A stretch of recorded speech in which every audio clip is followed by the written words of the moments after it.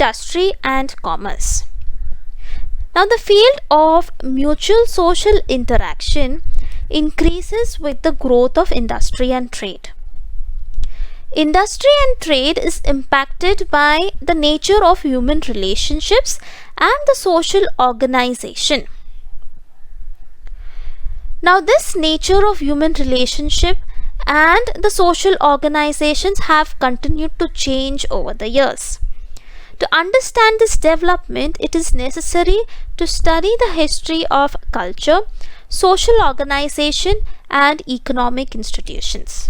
Trade between any country, the manner in which they interact with each other, is affected by the history of relationship that existed between these two countries over the years.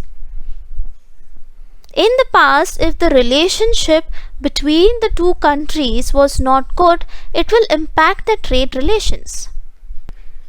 Now, for example, if you take the case of India and China, because of the tensions between these two countries, trade relations are getting impacted. Earlier, there were a lot of Chinese products or apps that we used to use. Now, Indian government has started banning these. So, we see how a political event has impacted trade and commerce.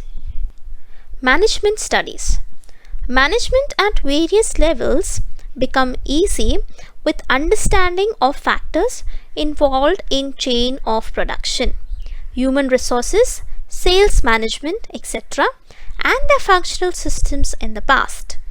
It is essential to understand the psychological character of people working at various levels in the chain of production and marketing for healthy management.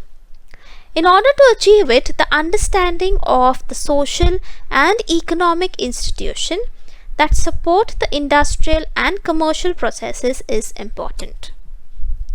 So here what we are trying to say is that the psychological character of people means how a person thinks depends on the person's heritage or the person's background. Right? So how is this heritage and background impacted? It is because of the past history. So we need to understand what is the past or what is the history of that person or that particular place, and then accordingly we need to plan how do we need to produce certain products, and after we produce certain products, how can we sell these products, how can we advertise these products. For example, in some societies there can be some products which are taboo or which is not generally acceptable to the people. For example, in India, if we see a majority of the population, they do not eat beef. So if a new company comes to India, they have to research, they have to understand what kind of food products they can make. First, they have to understand what or how they can advertise these food products. Only if they are able to understand the psychology or the thinking of the people in that area, they can do these things. And the psychology is affected by the past history. So to understand the psychology, in short, they have to understand the history of this area.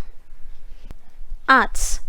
Cultural history helps in understanding development of art forms through style of expression, intellectual, emotional, and cultural traditions and temperament.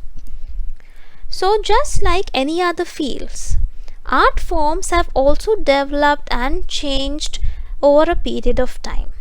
In order to understand the development of art forms, we have to understand their foundation in the form of intellectual, emotional, cultural traditions. How these traditions have changed over the years has impacted this particular art form. So we need to study the cultural history of this art form to understand these aspects. Humanities. Humanities include disciplines like history, archaeology, sociology, anthropology, political science, economics, etc. To understand these disciplines, we have to understand the development and origin of these developments. Humanities have theoretical foundations based on philosophical theories. Now, in ancient times, people tried to understand the relationship between the universe and human existence.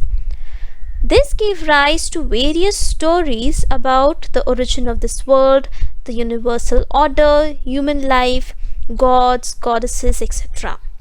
Now, roots of philosophical ponderings are found in these stories. Applied history and our present. History helps in understanding our identity and origin. It helps us to build a kind of a foundation. Applied history is concerned with the preservation and conservation of our heritage and make it accessible to people. Now, there are a number of things in our life that is related to the past. We follow a number of traditions, we see a number of things in our life that is somehow connected to our ancestors or connected to our past, and we are curious or we are attracted towards them.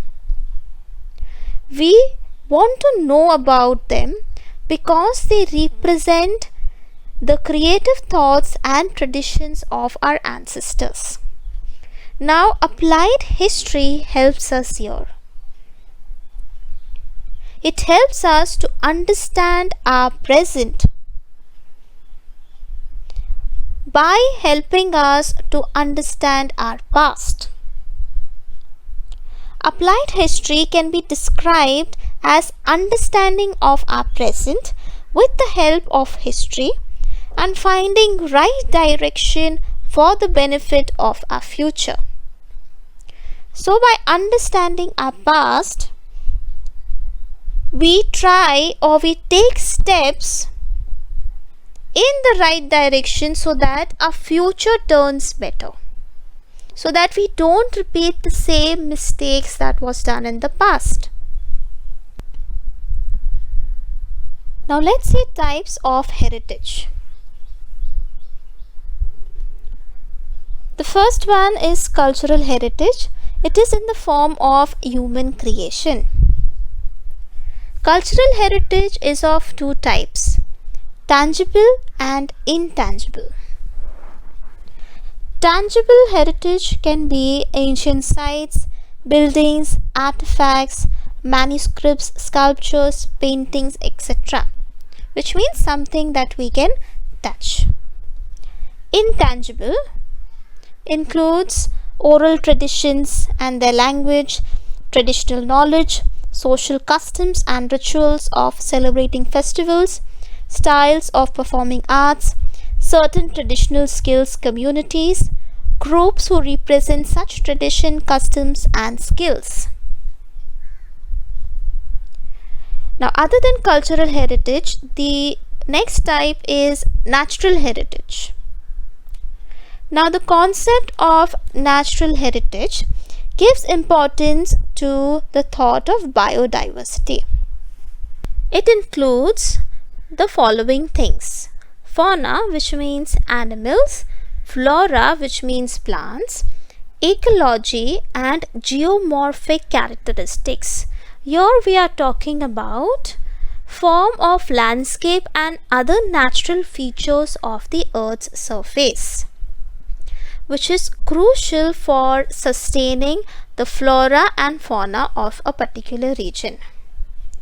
So, for the plants and animals to survive, a particular kind of landscape or natural features of the earth is required. So, natural heritage deals with all these things.